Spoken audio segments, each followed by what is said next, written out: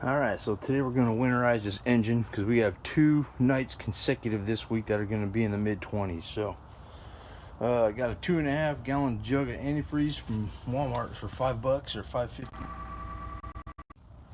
and it's minus 50, so we don't even get close to that in Texas, so we should be fine. Well, now what I use is a little circulation pump from a fish aquarium, and we're just going to push this rubber hose onto it. I've disconnected the water lines on the engine. My inlet is a single inlet to a Y.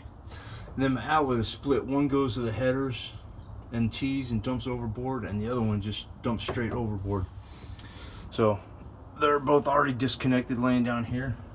So let me pause this and we'll pick it up in a second. We'll get it all set up. Alright, so here's the setup. I got my circulation pump in a bucket, and I had to kind of make a line and hook it to my splitter here.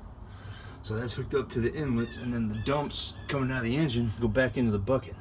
So what we'll do is we'll fill this bucket with antifreeze and just let it circulate for 10 minutes or so. But before we do that, I'm going to fill it with antifreeze with the dumps out, so any fresh water can just, we'll just run into the bottom of the bilge, or we'll just dump it overboard. Yeah, hose is long enough. Just dump clear water overboard and get as much of that out so we don't dilute the antifreeze too much. All right, it's plugged in, it's running, it's really quiet. I don't have nothing coming out of my dumps yet. Oh, put that over here.